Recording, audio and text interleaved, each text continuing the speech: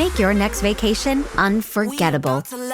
On Royal Caribbean's newest ship, Star of the Seas, it's everything you've loved about every family vacation you've ever been on, with mind-blowing thrills at the largest water park at sea, 7 onboard pools for every level of chill, more than 40 ways to dine and drink, and even more to enjoy at our award-winning private island, Perfect Day at Coco Cay. This is the new Star of the Seas. Click or tap the banner to find out more.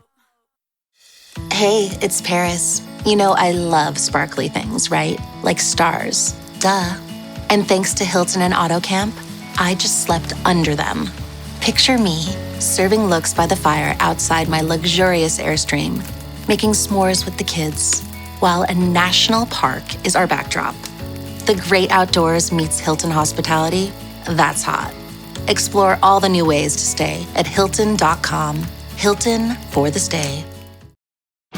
This episode is brought to you by Netflix. Becoming the most valuable sports franchise in the world doesn't happen without risk. A man who's willing to bet it all, and the players ready to make their own luck. America's Team, The Gambler and His Cowboys, is the story of the 1990s Dallas Cowboys and Jerry Jones's impact on NFL history. Featuring interviews with iconic 90s players and more. Watch America's Team, The Gambler and His Cowboys, streaming now only on Netflix. This episode is brought to you by Indeed. When your computer breaks, you don't wait for it to magically start working again. You fix the problem. So why wait to hire the people your company desperately needs? Use Indeed's sponsored jobs to hire top talent fast. And even better, you only pay for results. There's no need to wait. Speed up your hiring with a $75 sponsored job credit at Indeed.com/podcast. Terms and conditions apply. And we are live. We are underway. What's up, everybody? My name is Garrett Chapman.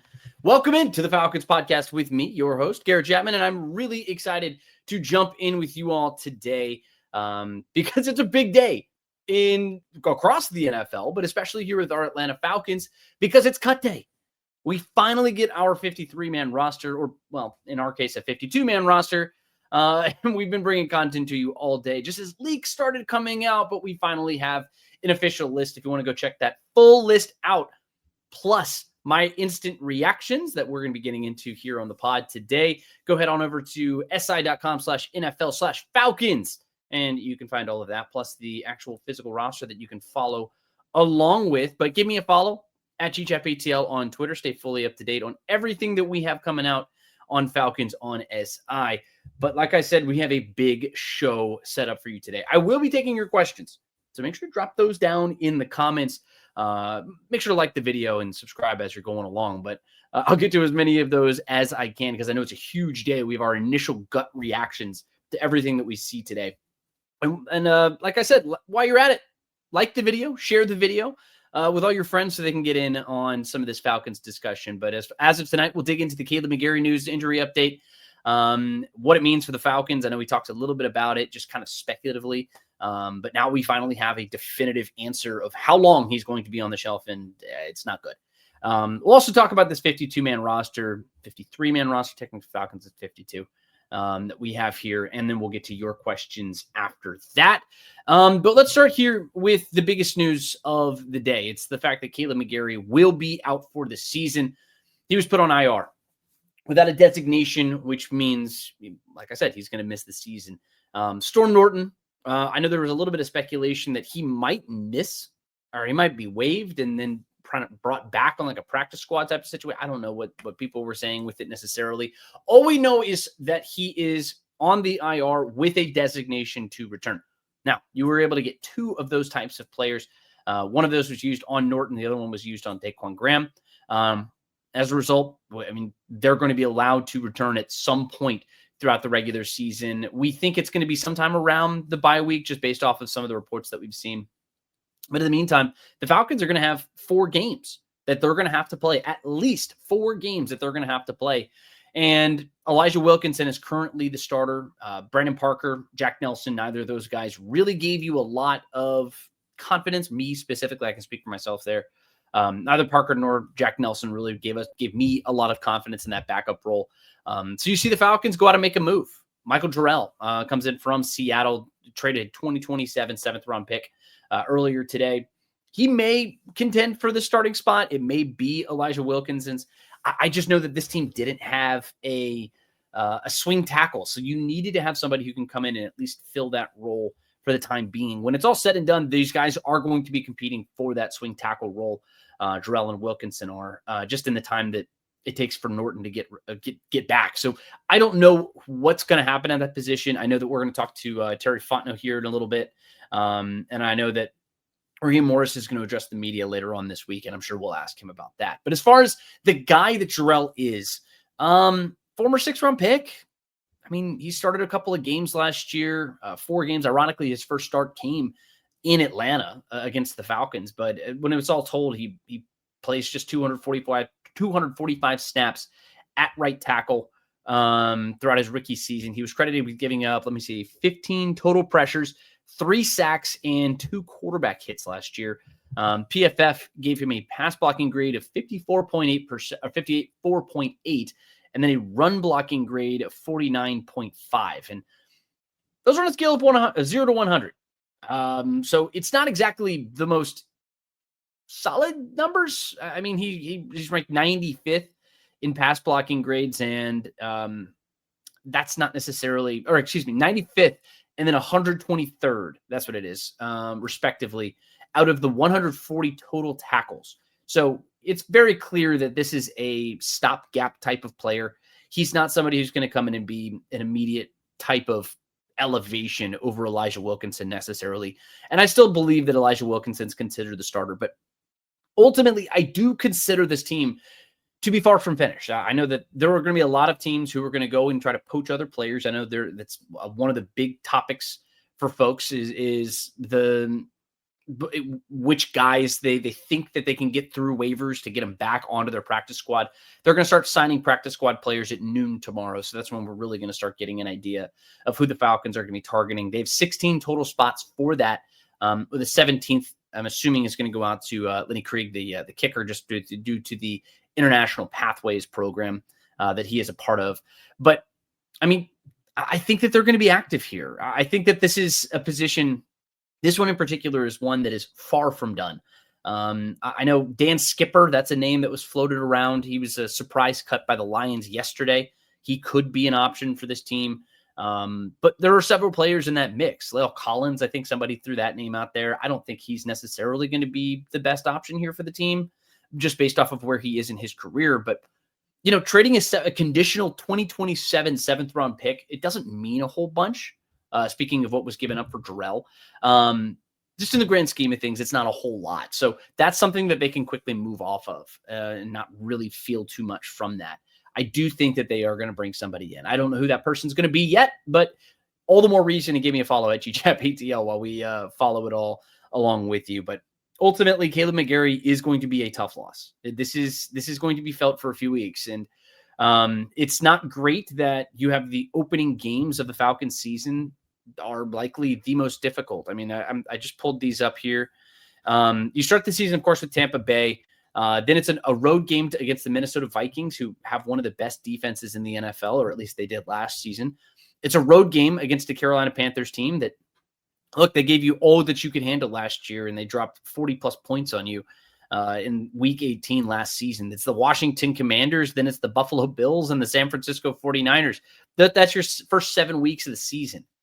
So this Falcons team is going to have to figure this out. They're going to have to figure it out in a hurry because these teams of this bunch, there are a whole lot who like to rush the passer and get in the backfield and cause a lot of problems. So it's going to be by committee. I believe it's going to be just in the early goings here between Wilkinson and Jarrell, but we'll see. We'll see what ends up happening with that. But reminder, I will be taking your questions. I see we've got well over 100 folks who are in the chat. Welcome. Thank you so much for jumping in here. My name is Garrett Chapman, for anybody who is not familiar with me, just because this is a big day. So I know we have potentially a lot of new faces. So while you're here, make sure to like the podcast. Make sure to subscribe just so you can get all kinds of content here just like this. If you're a Falcons fan, this is the place you should be. But also share it with your friends. We'd really appreciate bringing in and getting a big old Falcons community here just so we can all chat and, just talk about Falcon things, man. It's one of my favorite things to do. So I appreciate everybody who jumped in and joining me in here. But again, I'll be taking your questions, so make sure to drop those in the chat, and I'll get to as many of those as I can throughout the course of the show. But I do want to jump into our 53-man roster reactions. So the first thing that I'm going to do here, just kind of roll through some of my just initial surprises, and this will go back even to what we saw on Saturday. Like when Lamar Jackson and Morgan Fox were cut. And that's where pretty much where I'll start is the fact that Morgan Fox was cut. It was he's a veteran guy on this roster. He's somebody who I thought was going to come in and be a solid roster addition who's going to be a part of that rotation. And you see the Falcons opt to keep 5 different defensive linemen. So it's David Onyemata, Ruka Roro, Zach Harrison, Brandon Dorlus, and Laquale London, Simeon Barrow, Kentavious Street, Morgan Fox. They're the ones who are the notable cuts. And Nate Ollie talked a lot about how much this unit's going to turn over. So you talk about the surprises. I thought that they were going to carry 6 or even maybe 7 guys on this unit. He talked about having 3, maybe 4 plays per player. And it's very important that you're going to turn over a lot of these guys. So you have to have a lot of guys who are able to come in and stay fresh. So that was my inclination. I thought they were going to carry 6. They ended up carrying 5, and they put the roster and they put more value into other positions. But no, Morgan Fox was owed a little bit of money there. He's 30 years old. He's played 120 games, 34 starts over the last couple of seasons, and 5.5, like almost $6 million. That's not nothing. And then the fact that he was signed as a free agent is just this past offseason. It was a little surprising that he ended up being cut. But I also think that it's not a negative thing either, because you were really expecting guys like Ruka Roro and Zach Harrison and Brandon Dorlus, guys like that, to take a big step forward. You're really banking on them to do that. You still are banking on them to do that. And what this also tells me is that those guys did enough in camp to make you feel comfortable enough with cutting a guy like that and cut an extra guy on top of that. I thought they were going to carry 6. They're only carrying 5, and they cut one of the veterans. That tells me that those guys are everything advertised. And I know that I just based off of conversations that I've had with this coaching staff and some of these other players, they have plenty of reason to be very excited about where this roster stands. And I'm very excited about that defensive line and that edge rush too. So I think that's going to be one of the places where this team improves more than anything. The next big instant reaction that I got was the fact that Jordan Fuller was cut. I like many of you, expected him to potentially be starting, not to be the guy who's on the outside looking in. I said in my reactions piece that it felt like the safety spot in particular was one of the only preordained positions on the roster. But Jordan Fuller is on the way out. And, I'll say this too, like with the defensive line, you drafted a guy in Xavier Watts who you're expecting to jump in and be a strong player for you. The fact that you feel this comfortable that you can move on from Jordan Fuller, and now he wasn't guaranteed as much money as Morgan Fox was, but still, that's a lot of veteran savvy that you just shipped out, and that tells me that Xavier Watts is ready to go. It tells me that DeMarco Hellams is healthy and he's ready to go. And it tells me that you wanted to watch these guys develop on the football field on Sundays, not on the practice field, not on the practice squad, not taking reps with the younger guys as a starting player on the Atlanta Falcons. And Jordan Fuller was just going to get in the way of that. So that's ultimately what the coaching staff sees. So they're going to carry 3 safeties on the roster. I expected them to carry 4. But now the biggest question is who starts opposite of Jesse Bates. Xavier Watts feels like an obvious choice at this point. DeMarco Hellams, he's going to give you a whole lot just in terms of special teams work and the way that he's able to be a thumper there at that next level. I think it's going to be very valuable. So very excited to see just the potential with Xavier Watts and DeMarco Hellams. I'm still very surprised that they ended up cutting Jordan Fuller. The other spot that I'm really surprised, I guess you could say, maybe not the perfect word for it. I tweeted that I was surprised and some people pushed back on me, but it's the fact that Easton Stick is not going to be on the 53-man roster. And I said, excuse me, I have a golden retriever and his hair gets in my mouth sometimes. Excuse me. But I said at the beginning that of the preordained positions, safety was one. Well, quarterback, I felt like was the other. Michael Penix, he's going to be your starter, obviously. Kirk Cousins, I thought was going to be your backup quarterback here. I think that the potentials for trades have effectively all but shipped out. I don't think that's even in the cards anymore. But Easton Stick, I thought was going to be that third quarterback, that smash the glass in case of emergency quarterback for this team. And I guess not. You know, I mean, he led all of preseason football in passing, 520 yards. He had a bad interception, but he recovered well from it. But he projects as a steady backup. He's somebody who I think could be an eventual practice squad guy for this Falcons team. But, you know, I'm still a little surprised, you know, because he'd been a good practicer. It seemed like the squad had liked him enough to potentially get in and add him to this role and hold on to him. But I also think, like I said earlier with some of these other guys, it's as much about who you want to keep as much as it is who you think you can get through waivers. So this just tells me that they are confident enough that there are some other guys on other teams who were cut that they think are going to be taken over Easton Stick. So don't hit a panic button necessarily if you're Easton Stick or you're somebody who wanted Easton Stick to stick around. No pun intended.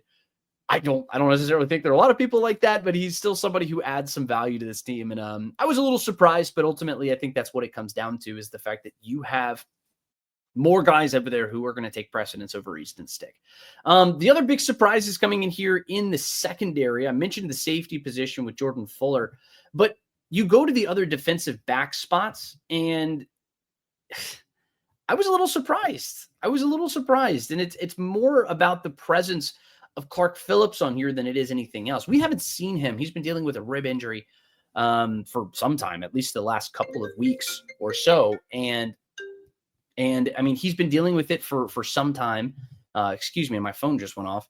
But look, I thought that was going to be enough to keep him off of the roster, because the best ability is availability, and he hasn't been playing. But I mean, he's a former Lombardi winner. I mean, he was a solid player at the college level, but maybe it's the fact that they see him as somebody who can kind of cross-train and kind of go on the inside, also go on the outside. I was a little surprised that Clark Phillips ended up making this team. AJ Terrell, Mike Hughes, Billy Bowman, Natrone Brooks, those are guys who I expected to make the roster. Dee Alford, I know he's very popular with a lot of people in the comments. I'm sure I'm going to read through these comments here in just a moment. And I know for a fact that someone's going to have mentioned Dee Alford. Look, he's somebody who's gotten a lot of run with the ones, and he's somebody who this team sees as a guy who can play on the inside or on the outside, and that kind of versatility is important. But he's also going to contribute to this team in special teams, you know. So that is an important position. For that versatility is very important. Mike Ford is the other guy who's going to hold that role. Now, I'm not really surprised that those two guys make the roster just based off of the way that they've been rotating at camp. But Clark Phillips, I thought, was pretty surprising. And for everybody who's going to say Kobe Bryant was that next guy, Kobe Bryant, just like Clark Phillips, hasn't practiced a whole lot. He's missed a lot of time with soft tissue injuries. And then it was on the NFI list to start camp. So he started out on the back end, and he really needed to fight his way up. And it looked like he was at times, but I don't think he ever did enough to pass a guy like Lamar Jackson or a guy like, well, and then they go and add CJ Henderson. I had a hard time believing that he were going to pass him as well. But Dante Manning also got a lot of run. Keith Taylor. I don't think that those guys necessarily had a great shot to make the roster, but Kobe was someone who's a fan favorite. And I know that a lot of fans are really disappointed that he got cut. It's just, he's a UDFA who didn't get a lot of playing time because he was hurt. And that's really all it comes down to. But I do think of the positions, this is one of those positions where they're going to want to keep a lot of bodies around, because you have Clark Phillips, who we don't know what his injury designation is. And then look, it's very thin. I share a lot of the opinions of folks about Dee Alford and just the overall coverage ability of some of these guys. Just consistency more than anything else. We'll see what it all ends up happening, but Natrone Brooks, I do want to shout him out. just as a great story, as somebody who came into this process pretty far off the bubble and on the outside looking in, but he fought his way up and he had a fantastic camp. Had the interception against the Titans, and then he had another one on this time a week ago, and he's at a great camp. So really excited about him. And then the last big surprise, and then we'll kind of dig through the rest of this roster here. We've reacted to the offensive line. I've given you some stuff on the secondary, the defensive line, the quarterback position, things like that. But then as far as your pass catchers are concerned, I'm more surprised that they're keeping 4 tight ends. Kyle Pitts, Charlie Warner, fine. Like I get those two. Kyle Pitts kind of trends towards being more of an X type of receiver or something, a big-bodied wide receiver. But Charlie Warner was going to come in and be your blocking tight end. But Tegan Quintarano and Felipe Franks, and Tegan, I'm so sorry. I keep mispronouncing your name. I cannot say it. I don't know what's wrong with me. Even Felipe Franks, I thought it was going to be one or the other. And it turns out the staff is going to opt to keep both. And Tegan was and Felipe, I mean, they both offered you something on special teams. And I think that ultimately is the biggest thing here, because this coaching staff sees the value in special teams. And you see that based off of the guys they keep at the wide receiver position, the guys they keep at the cornerback position, D'Angelo Malone coming back, and he's still going to stay on this team as an outside linebacker, even though he's been cross-training and kind of going both ways with inside linebacker. But this staff values special teams in a big way. And Tegan goes on and he recovers a punt. Felipe, he's a very active practice guy. And if you watch this guy practice, you can see why the coaching staff loves him. And he's physical. He wants to get after it. And he adds sort of that intensity that you really want to have when it comes to special teams. And I'm excited about what those guys can do. But I'm still surprised that you chose to keep both of them. I don't think that anybody was going to go poach Tegan or Felipe off of the waivers. I thought that you could have used that position maybe in the cornerback room, specifically somewhere along the defense, maybe even on the defensive line. But clearly this team sees value in that special teams unit. I don't think that they're going to even get all that much run just in terms of playing at the tight end position. Kyle Pitts is going to spend a lot of time on the field. Charlie Warner is your primary blocker. So both of these guys are going to come in here and be depth guys on offense and then just primary special teams guys. So we'll see what ends up going on with that. But the other big thing is David Sills makes the roster. We talked about Casey Washington a lot. I'm pretty sure that he was going to make the roster, but then David Sills just starts playing his way in there. Darnell Mooney and Ray McLeod, they've both been dealing with some injuries. Darnell, of course, he's been dealing with the upper body injury.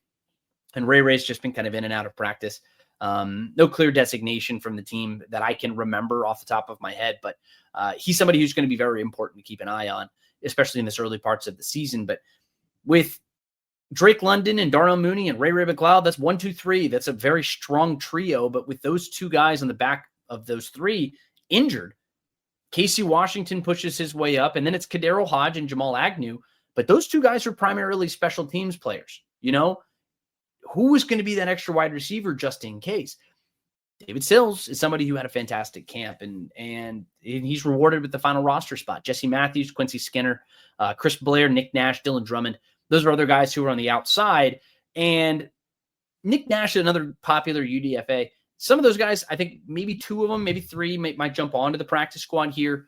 But ultimately, David Sills has had the best camp. He's been a favorite target for Kirk Cousins in practice with the twos.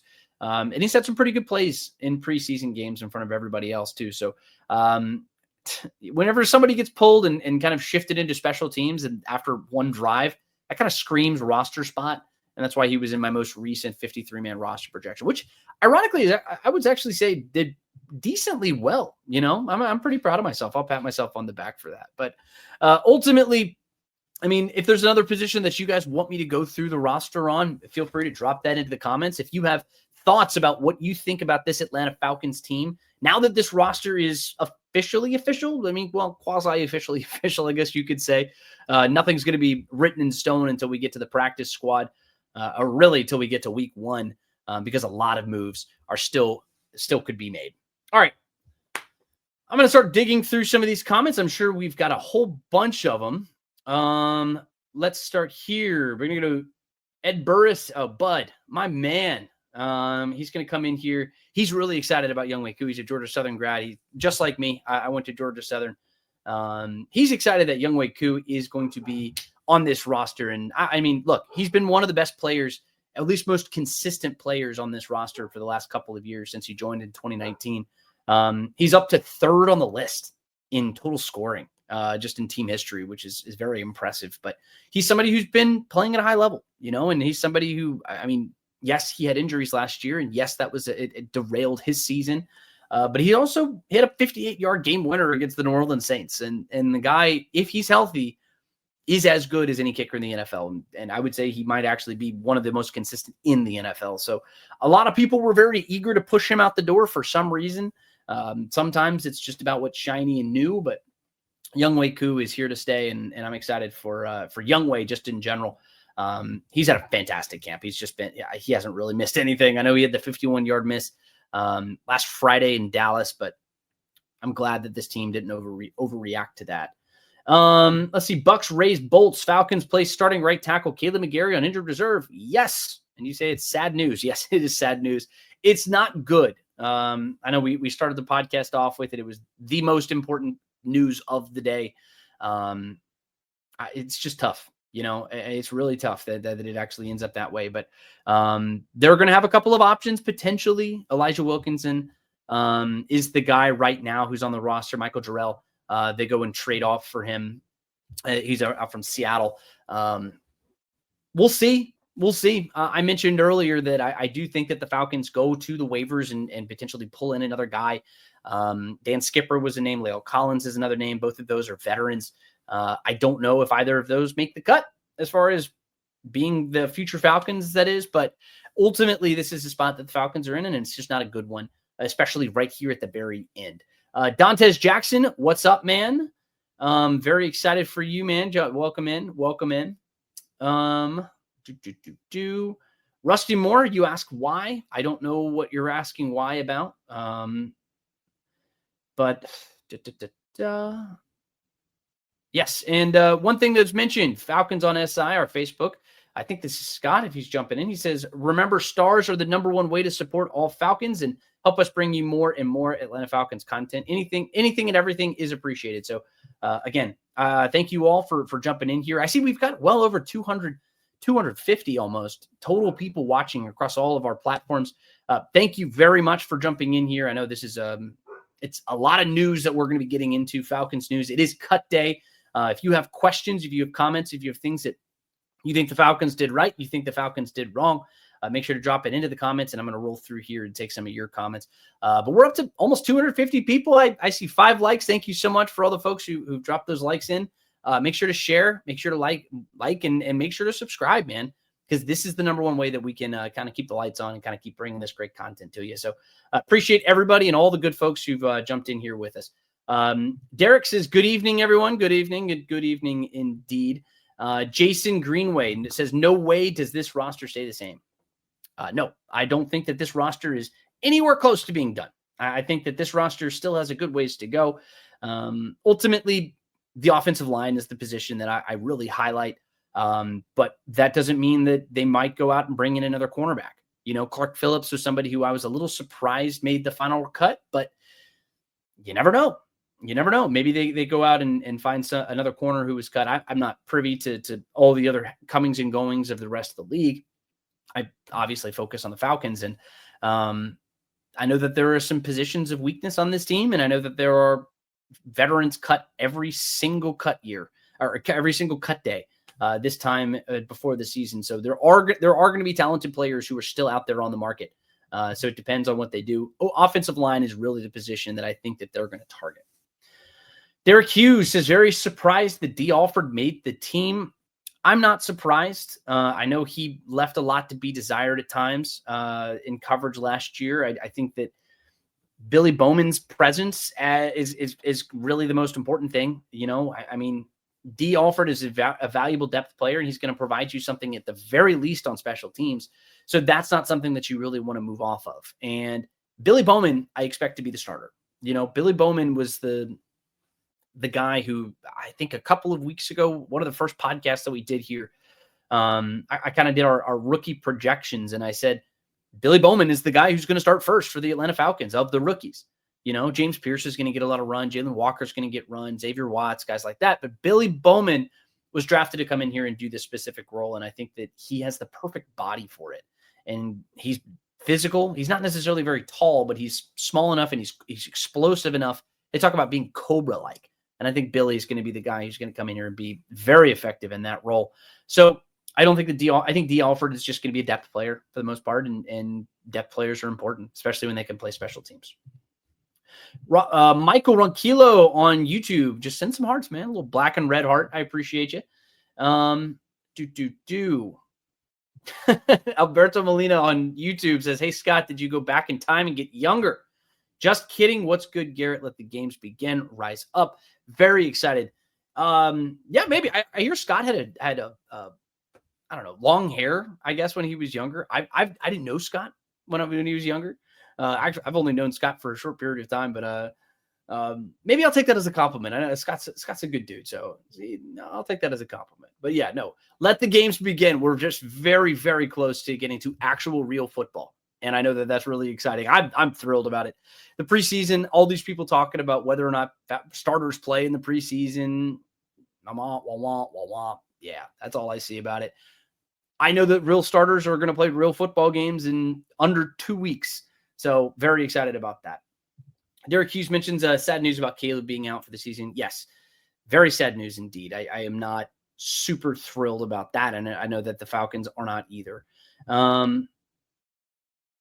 Let's keep on rolling through here. If you do have questions, I do want to get to your questions. I know that we've got a lot of people here. Pam Jackson on Facebook. She says, do you think Fox and Diablo will be on the practice squad? Morgan Fox, no. I don't think that Morgan Fox is going to make it to the practice squad. And Divine Diablo is on the active roster. So he's going to be a starter at inside linebacker, so he's not going to be going anywhere. He's at a tremendous camp, and I think he's one of those players who I'm very excited about. Just physically, he fits what Jeff Ulbrich wants to do, and I think that ultimately, I think he's going to add a whole lot to this team. But Morgan Fox is, I mean, a guy with that level of veteran savvy is going to be picked up somewhere. That's why they cut him on Saturday. And generally what you see with veterans who are going to get cut, which is why I'm, again, surprised that a guy like Jordan Fuller was cut, is you see those guys cut earlier in the process so that they have more of a runway for other teams to be like, oh, okay, that veteran got cut. That's somebody who I can add to my team. And I mean, it's just the way it goes in the NFL. It's kind of a, I scratch your back, you scratch mine type of thing. And it's a respect type of thing. It's one of the reasons why I thought CJ Henderson was going to have kind of a better shot of making this roster. That's why, again, why I was a little surprised that Clark Phillips made this roster over CJ Henderson. I thought that Henderson was going to be able to come in there and do that.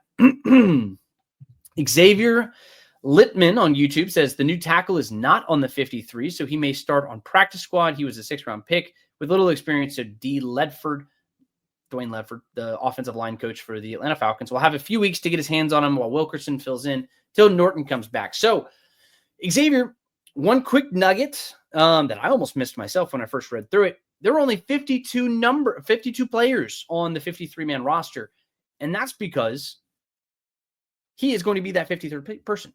You know, so for anybody who wasn't aware, Michael Jarrell, the Falcons send a conditional 7th-round pick to go get him and add him to this team. That trade is not yet official through the league office. So once that trade is made official, he has to pass a physical and do everything else.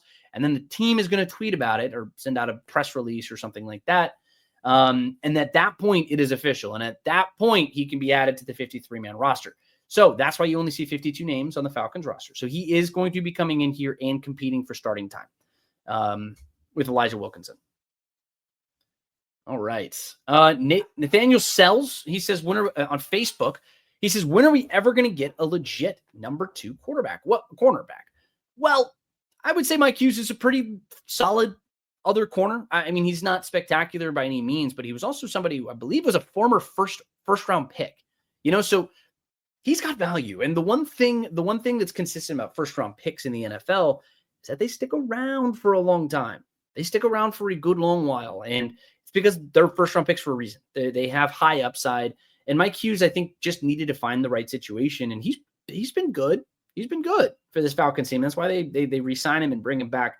But to your point, I do want the Falcons to go and draft a corner. They haven't done it, I think, in 4 or 5 years or something. It's been a long time since this team has invested in the secondary at the cornerback position. A.J. Terrell was the last time that they drafted a first-round corner, and that was a good while ago. He's already on his second contract, and he's well into his second contract now at this point. So I think getting a legit set number 2, it depends on what you define as a legit. I think honestly, Hughes is fine. I think he's beyond serviceable. He'll give you everything you need, but in a perfect world, he's your depth guy. So, I mean, maybe you get another guy like that, but I think Mike Hughes is solid. And I as far as legit goes, maybe they go and invest something a little bit pricier to go jump up and get a corner. But what was the pressing need this last cycle? Pass rush. That was the number one thing. And then before that, it was a defensive line. So it's just where it is in the pecking order. I would be very surprised to see this team kind of pass off on that in the draft for much longer. But it's also one of the realities of trading your mid-round picks. I mean, you trade for Matthew Judon last year, you send off a third-round pick. You feel that the next year when you don't have a third-round pick to go invest in a cornerback. So I think that's going to be a move that they make here in the future. But as of this year, I think they're fine at the starting level. A.J. Terrell and Mike Hughes as your starting corners, I think are going to be okay. Let's keep on rolling through. Diallo on YouTube says they're going to slide Easton to the practice squad. I think that's the expectation. I'd be very surprised if they don't sign a practice squad quarterback. They will sign a practice squad quarterback. It's not going to be Kirk Cousins. And I'd be very surprised if it's not Easton Stick. If it's not him, I mean, there are lots of great quarterbacks out there who got cut today or throughout the weekend that they can jump in and potentially go and get. Derek Hart says it was never the plan to trade Kirk. You're right. I've maintained this. It doesn't matter if it's on this podcast or on Sports Radio 92.9 The Game, where you can also hear me do broadcasts there as well. I've been very much in the camp of where the Falcons have been about how this team is not trading Kirk Cousins. I don't think that he's going anywhere. I really do not think he's going anywhere. And I think that this only solidifies that fact. Derek, I want to be careful that what I said earlier was not misconstrued or taken out of context. I don't think that he was going anywhere anyway. Just for anybody out there, any naysayers out there who might say differently, I was just trying to make that point clear. Felipe Franks will be the emergency quarterback, says Michael W. Yeah, I mean, he played quarterback in college. I know the former Florida Gator was bounced around a little bit at college, and he played quarterback. He was brought into the league to play quarterback, and then he got converted by Arthur Smith to play tight end. I guess he could theoretically be an emergency quarterback, but I think that's kind of a funny note there. Nathaniel Sells, yep, there it is. I figured somebody was going to be doing that. And look, this is a knock on you. Really wanted Kobe Bryant on the team. I think a lot of people did. You share that sentiment with a whole bunch of people. I think he's really talented. I mean, he's a ball hawk. He's somebody who can get after it and kind of gives you some upside here at the cornerback position. But he was also undrafted for a reason. And I mean, I thought he was going to be a 5th round pick, but there's something else that kind of there's reason for everything. And I don't know what that reason was, why he dropped out necessarily, but he's a UDFA and he doesn't play. He got hurt and he started the season or the training camp period on the NFI list. That makes it very difficult for you to make a 53-man roster if you're not going to be playing as many reps as humanly possible, and we've seen Carlos Washington is another perfect example of that. He's somebody who'd been on this team for a few years now. He got cut. I mean, it's not uncommon for players who are on the bubble to lose it no matter how talented they are. The best ability is availability. Diallo says Nick Nash, backup quarterback, LOL. Well, Nick Nash also didn't make the roster, so unfortunately he may not be that guy either, but either way. Sam Klontz II on YouTube, he comes in here and says, Phillips and Alford is surprising. I'd rather keep Henderson than one of them. D. Alford was somebody who I fully expected to be on this roster. Clark Phillips was somebody who I did not expect to be on this roster. But when it's all said and done, I mean, CJ Henderson was only here for a cup of coffee. Like I mentioned with Kobe, the best ability is availability. It took him a good while before he was actually able to sign with this Falcons team. And he worked out, based off of reports, he worked out like 3 weeks ago, and it wasn't until last week that he actually joins the roster and starts like coming in, doing stuff for training camp. It was the day of, or maybe day before the Tennessee Titans game, and CJ Henderson just wasn't here long enough, and that's also somebody, he's a former first-round pick. He was in that same draft class as AJ Terrell. He was a top 10 guy, but then the Jacksonville Jaguars move off of him in like 2 years. And then after that, he just bounces around. He was on the Steelers practice squad. And then he spends the rest of that season on injured reserve. So he's been hampered by injuries. So it's not like, and his talent has been enough to get him around, but I think he struggled to find that next year and to find some consistency for whatever reason. I don't know what it is necessarily, but it is what it is at that point. Maybe he jumps in and maybe they add him to the practice squad. I wouldn't be all that surprised. He's somebody who I think under the tutelage of Raheem Morris, I think he could help. One thing that Raheem Morris does as well as anybody's coach secondary. And that's where he cut his teeth for many years. And I think that ultimately Clark Phillips could be one of those options for that role. We're going to keep on rolling through here. Mike Ford, Diallo on YouTube says Mike needed to be cut. Ford can't cover nothing. Lamar Jackson was bad. Well, Lamar Jackson had a strong start to camp. Diallo. He had been sticky in coverage, at least relatively, in camp. And then when he got into the preseason games, he started kind of trend in the wrong direction. He was one of the early cuts there on Saturday, and it was not all that surprising. But he had almost played his way up to the roster. So, ultimately, when it's all said and done, this secondary is going to need some help. And I think maybe the presence of Jeff Ulbrich and the updated scheme and ultimately a new pass rush that I think is going to be a lot better. That's going to be the biggest thing. More important than I would say just about anything is the fact that this pass rush is going to jump into the 40s or hopefully, fingers crossed, into the 50s when it comes to sacks. And I think that they have the talent to do that. And the reality is when you have that many sacks, everybody else benefits. And I want to say, I can't remember who said it. It's a Buccaneers coach, and it was some documentary that I was watching the other day. And it was, and it's if a quarterback gets sacked, they have something like a 7% chance of scoring a touchdown on that drive. That's how important it is to sack the quarterback. And more important than anything, the Falcons invested heavily into a pass rush that I think is going to take a big old step forward. In a past podcast, I talked about how James Pierce Jr. was going to come in and be a very realistic option when it comes down to the Defensive Rookie of the Year vote. If he can get up to that 7.5-ish 8 tackle or sacks, I think you're very much looking at a guy who can go off and win a Defensive Rookie of the Year. So very excited about that. All right, Pam Jackson comes in here. No worries. She says, I may have missed this.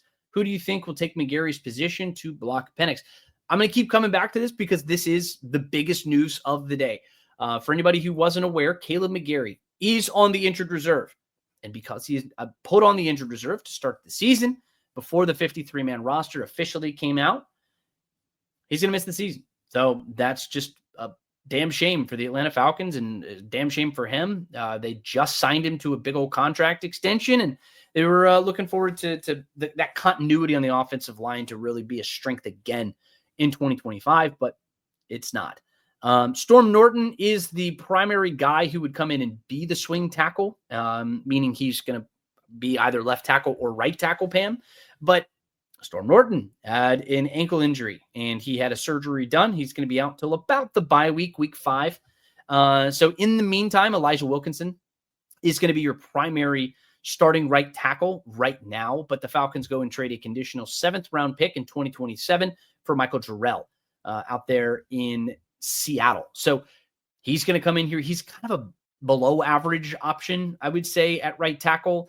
But he's got a couple of games that he has under his belt. And I think, it's competition. And Brandon Parker wasn't going to be a very good option for the Falcons there. Neither was Jack Nelson. So ultimately you needed to have another body here, another guy with some starting caliber experience and just to be a body at the end of the day. But Pam, to answer your question, ultimately, I think that maybe they're active on the waiver wire and they could jump in and do something in that way. But we'll continue with that. So O Diallo says, I'm not sold on Sills. I don't know why you wouldn't be sold on him necessarily, O Diallo, but he's had a fantastic camp. He's a bigger body. I mean, people talk about how he is on this roster, there's not a lot of height. And I'm talking specifically at the wide receiver position. Drake London, of course, is massive. The only other big, tall guy who a lot of people see basically as a one-for-one clone of Drake London, obviously to a lesser degree, is Kenny Stills. Or David Stills, excuse me. And what he's going to be able to do is give you actual wide receiver reps. You know, Casey Washington's been valuable in that role, stepping in for an injured Darnell Mooney, who's missed the entirety of camp. But then Jamal Agnew and Kadero Hodge are special teams guys. They're not going to really give you a whole lot when it comes to actually running routes and being a wide receiver on offense. So you needed another guy who was going to come in and be that for you. Maybe you go get somebody in on the waivers. I mean, there is potential that you could do that, but the staff seems very high on Sills. And I mean, he's played well through camp. He was a favorite target for Kirk Cousins throughout training camp. And I mean, he played well in preseason games whenever he had the opportunity to get in there. So you're not sold on him. He was a roster bubble player for a reason. You know, I mean, he's not going to come in here and give you 500-600 yards or anything like that, but he might be able to come in and be a stopgap here just in the wake of Ray McLeod still dealing with a couple of injuries and Darnell Mooney, his status being unclear. But the important thing for Ray and Darnell, though, neither of them land with any injury designation of any kind. So I know that they've been very vague. Raheem Morris has been very vague with the status of of Darnell Mooney. This tells me that hopefully he will be ready early in the season, hopefully even for week 1. We're going to keep on going through. Sam Klont said, I went to Georgia Southern too. Hail Southern, man. No place else. Make You Fumble on YouTube says Jordan Fuller got cut. Yes, Jordan Fuller did get cut. It was one of the more surprising decisions that came out today. I wasn't 100% sure that he was going to be a starter for this team. I know Xavier Watts has had a fantastic camp and he's looked very good and he's kind of slowly moved into that starting role. And he's been taking a lot of reps with the ones. And DeMarco Hellams has been playing a lot alongside of Jordan Fuller. And I think Hellams is young. He's going to give you a little bit of upside and he brings the boom. Everyone remembers what he did against the Lions in that first preseason game. The dude likes to lay the rubber, man. And you need a thumper like that on the backside. And Jordan Fuller, I think his big plus was that he was experienced and he played with Raheem Morris before. And, you know, I thought that was going to be enough, at least at the beginning of camp. But slowly but surely, Xavier Watts just kept pushing along. And I think this is ultimately a good sign from the coaching staff that says, hey, we've got a dude. And Xavier Watts is going to come in and be a contributor, a young guy contributing in a big way early on in the season. We're going to keep on rolling through. If you still have questions, I'm going to continue taking your questions here for a little bit longer, and we'll keep rolling through. Bucks, Rays, and Bolts. I think you're a Tampa guy, but Bucks in trouble with some injuries too. Yeah, they definitely are. I know we've talked to Godwin's on the shelf. Werps is on the shelf. They've got several guys. I haven't actually had the time to kind of go through their roster just because it takes a while to go through ours. And I know that they're going to have several guys who are going to be on the IR or be on IR designated to return, PUP list, et cetera, et cetera. And that's your week 1 opponent. So if they're banged up and you're banged up, it's kind of a toss up anyway, because it's a divisional game. But I mean, the onus is on the Falcons. The Falcons have to go out and have a great game plan and have a great, good performance, especially with the way that you don't play guys in the preseason, you know, and when that's happening, you don't play guys.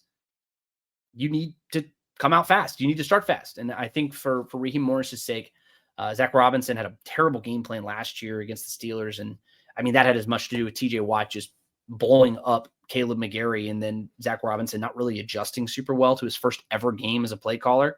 I don't expect that kind of performance, you know, where you only score 10 points and you lose to a team who only kicks a bunch of field goals. But this is still a really good Bucs team. This is a team who's won 4 consecutive NFC South titles. It doesn't matter how down a division is. you win 4 in a row, and that's not nothing. And you have veteran experience on that team. You've got a Baker Mayfield who's got some swagger, and they got a chip on their shoulder. They want to come to Atlanta and beat the Falcons. That's really what they want to do, and the Falcons have to avoid that, especially in this early part of the schedule. That is so difficult. I've got my predictions, my 17-game prediction that's going to be coming out tomorrow. Make sure to keep an eye out for that. Give me a follow at GChapATL, and then you can see that. Turn on those notifications, and you'll hear that and see that whenever it does come out. I'm going to take a very quick water break. We have a ton of questions, lots of great questions. If you want to get yours in, make sure to drop those in here. It doesn't matter what platform you're on, whether it's Twitter, YouTube, or Facebook. I'm going to be taking your questions right over here in the comments. They're just continuing to flow in. I'm going to take a quick water break, but while you're at it, make sure to like the video, subscribe, and share with your friends just so you can get more of this Falcons coverage. Give me 2 seconds. All right. Appreciate you.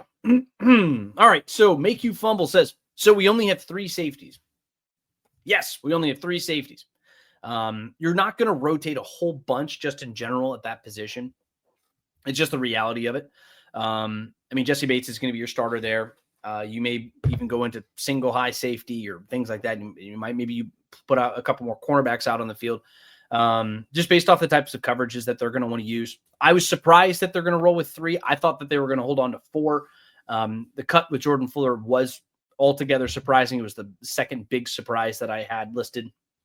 But Odialo does mention, that defense is going to play them rookies. Yeah, a lot of rookies are going to be playing on this Falcons defense. It's going to be young.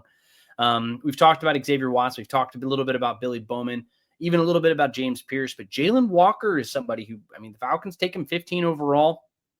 They're expecting him to have a big role on this team very early. And he's going to be primarily used as an edge rusher. That's not going to be something that's going to change all that much through the early parts of the season.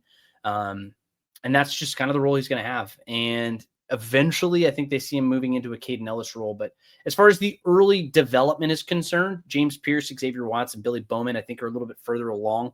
Jalen Walker has been dealing with a lot of injuries, but he's also nowhere near the final level of potential that he's going to reach here in a Falcons uniform. I'm very excited about what the former Georgia Bulldog can do here. But it should be pretty good. Just in terms of what your rookies are going to do. They've been very impressive. Very impressive. Your 4 defensive rookies. Jack Nelson is your last rookie. He made the roster. And that's probably the nicest thing that I can say about it. He got better as the summer went on. Let's just say that. They got better. And ultimately, he may be one of the first casualties if and when they go and make additions to this offensive line that does need a little bit of help as well. Alexander Talome, he says, is it safe to say Billy Bowman is the starting slot corner? In my opinion, I think he will be the starting slot corner. He may not be the first guy who trots out on the field. It may still be a D. Alford, might be Mike Ford. I think it's going to be Billy Bowman. That's my expectation. That's going to be one of those things that I'm going to keep an eye out for just in general when this team comes out on September 7th. But I think he's the starting cornerback. He may not. He's going to get a lot of run. That's ultimately what's more important than anything. August 809 on YouTube says, don't like that they kept CJ Henderson and kept Felipe Franks. I think there's something to be said about the way a guy practices, August. It's one of those things that you watch Felipe Franks practice and you can see why a coaching staff is big on him. You see why a coaching staff gets excited about a guy like that. And it's not always about necessarily what they do on Sundays either. He's somebody who's going to give you something every single day he suits up. Guys like that make rosters. Guys like that are valuable on special teams. Guys like that, the dudes who can come in and just be football players. I think Felipe Franks embodies that as well as anybody on this roster. And it's why I initially had him on my 53-man, and then Teagan goes and plays a little better in special teams, and that's why I kind of flip-flopped back that way, and then Teagan was my final decision there. But I think at least I made a note of this. I don't know if I included it in the final article, but I basically throw out the fact that a guy like Felipe Franks is not surprising that he makes the roster. I would not be surprised at all. And I'm surprised they kept 4. I'm not surprised that Felipe Franks is on this roster, though. I'm going to keep on going through. Diallo says, I'm not sold on Billy Bowman. I don't know. I don't know what you haven't seen from him. In practices, he's been fantastic. He's got the perfect body type for it. He's a rookie. So rookies are going to make mistakes. So he's not going to come in here and be perfect from day one. But I think he's going to come in and be a very effective player. I know that physically he fits what they want to do at the position. Tony T203 on YouTube says Falcons don't want to admit they wasted another draft pick. There's no way JD Bertrand warranted a roster spot. That guy is straight garbage. I don't think he's straight garbage. I did put out a piece yesterday that said that I didn't really expect him to make this final roster. I don't think he's a great scheme fit for Jeff Ulbricht's defense that he's bringing in. I think he's more of a passive linebacker who wants to kind of play in kind of what Jimmy Lake was bringing out last year. But this is also one of the realities of having several defensive coordinators. I want to say it's 4 defensive coordinators in the last 4 years. It's not great. And Nielsen came and gone. I'm blanking on his name. I shouldn't have done that. But look, I think that you've had a lot of defensive coordinators. You've had a lot of new people who are calling plays there. And that means you have a lot of different schemes. And that means you have a lot of different bodies who are brought in to fit those schemes. And so you've drafted for 4 different schemes in 4 years. And you're going to have an island of misfit toys on your backside. And I think Terry Fontenot's done a decent enough job of filling talent out on this team. JD Bertrand I don't think he's a safe roster spot.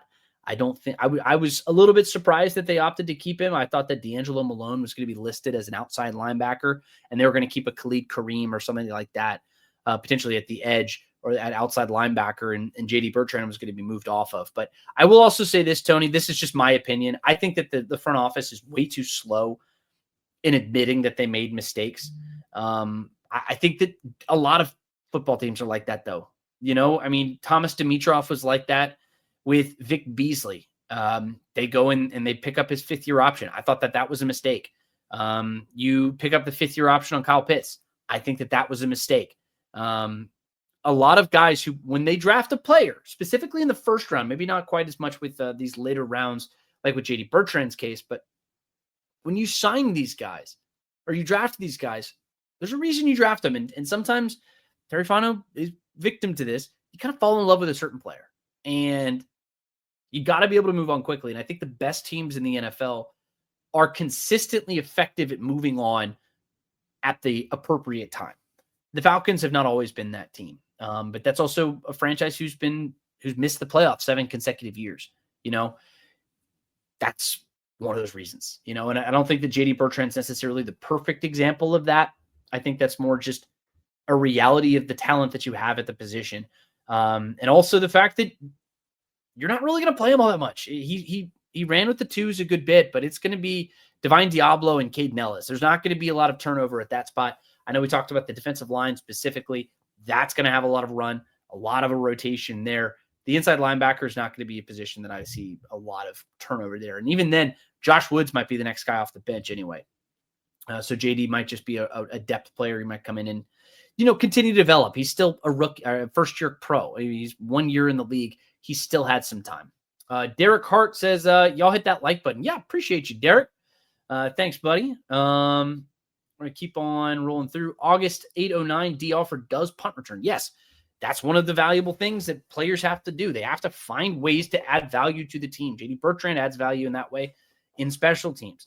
Josh Woods on special teams. Felipe Franks in special teams. D. Alford in special teams. He can return punts. He can return kicks.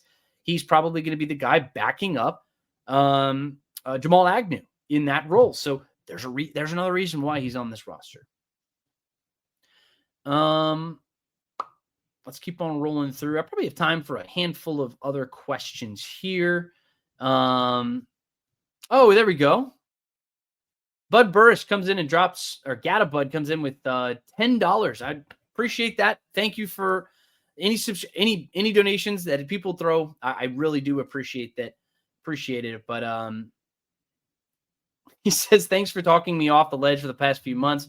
And congratulations on the new gig. Go buy some beer. I appreciate you, bud. He's a good friend of mine. He's a good man. He's a big Younghoe Koo fan. He's a Georgia Southern grad, and he loves Younghoe Koo as much as he loves the Falcons, I think. So I know he's really excited about that one. Keep on rolling through. Yeah, and I see a lot of people are going through and talking about this situation where the secondary, J.D. Bertrand making the roster and Ford making the roster. Yeah, it's because of special teams. It's what they add in that role. Jacob Marthison, great question. Lenny Krieg, the kicker, the other kicker. We just talked to Gadabud, and he mentioned that he's excited about Younghoe Koo. Lenny Krieg is going to be destined for the practice squad, likely, unless some other team picks him up. I think Dustin Hopkins or something. I think he was cut by the Browns, but I think they also had somebody else on that roster who they were going to bring in. A lot of these guys at the kicker position, Younghoe Koo talks about it, or talked about it earlier in the camp. You have 32 kickers, and oftentimes there are just 32 kickers on the roster. Just because there's not somebody who is brought into camp to compete with you does not mean that you have competition. Every single kicker who is around the NFL is competing for those jobs. And Lenny Krieg he's going to make the practice squad, to answer your question. But there's always competition, and I know that other teams are going to be looking at him. Maybe they saw enough from him. Maybe they didn't. I think he's going to slip through, and I think he's going to end up on the Falcons practice squad. And because of the International Pathways program, he'll be afforded a 17th roster spot on that practice squad so the Falcons can carry the extra player. Dean Pease, yes. Sam Klontz II. Yes, Dean Pease. Dean Pease was his name. I blanked on his name, and I completely forgot. Appreciate you following in here. Keep on rolling through. Probably have time for 2 or 3 more questions. KB Free says Woods and JD are in different worlds. I agree. I think Woods is the third guy on the roster. I think JD was just younger. That's all. I think Josh Woods is going to be your third guy, but ultimately Bertrand may or may not end up on this team by week 1. Still have some time between now and then. He says, he follows it up and says JD will be gone. He says, hopefully JD will be gone when Anderson comes back. Here's hoping. Yeah, and that's one other piece of news. I don't know if I got into it or not, but Troy Anderson, he is on the reserve PUP list, which means he's going to miss the first 4 games of the season. I would imagine that he would be the 4th linebacker when he comes back. As soon as he does come back from that knee injury, at that point, he'll be damn near 12 months removed from when he initially hurt it against the Saints last year. Troy Anderson was drafted with a second round pick, and he was expected to come in and be a stalwart at that position, and he hasn't been. But if he can come back and be healthy and at least take some reps, I do fully expect him to come in and replace J.D. Bertrand there. All right. Well, folks, I really appreciate all the wonderful people who got in here. We've had well over 300 people at any given time watching this podcast and this live stream here across all of our platforms between Facebook. I know on YouTube, we've got 100 plus people, on Twitter, we've got almost 200 people in there as well. So huge thank you to everybody who jumped in here tonight. I know we've had a ton of awesome news, and I appreciate all of your comments and questions and everything else. Remember, Scott and Nick are going live at 8:30 on Wednesday. They'll be back again on Monday after that, every single Monday and Wednesday. And then every single Tuesday and Thursday at 6 o'clock, you'll get me. So if there's any content that you want on this channel, drop a comment and let me know. Hit me up at GChapATL. That's the best way to get in touch with me. But we will be back on Thursday because we got real football coming up. We can start shifting our focus to the Tampa Bay Buccaneers. I'm so excited for that. Plus, we'll have more reactions too because we'll have the practice squad that'll be solidified. That comes out at noon tomorrow. We'll have that reaction for you as well. But I fully expect this roster to update just a little bit. But make sure to hit that like button. Make sure to subscribe and stay up to date. And if you're on Twitter, hit those notifications and you'll get all the content from me there as well. Give me a follow at GChapATL while you're at it. But head on over to si.com/NFL/Falcons to get your Falcons fix there too. My name is Garrett Chapman for Falcons on SI. I'll see you all very soon. Till then, go Falcons.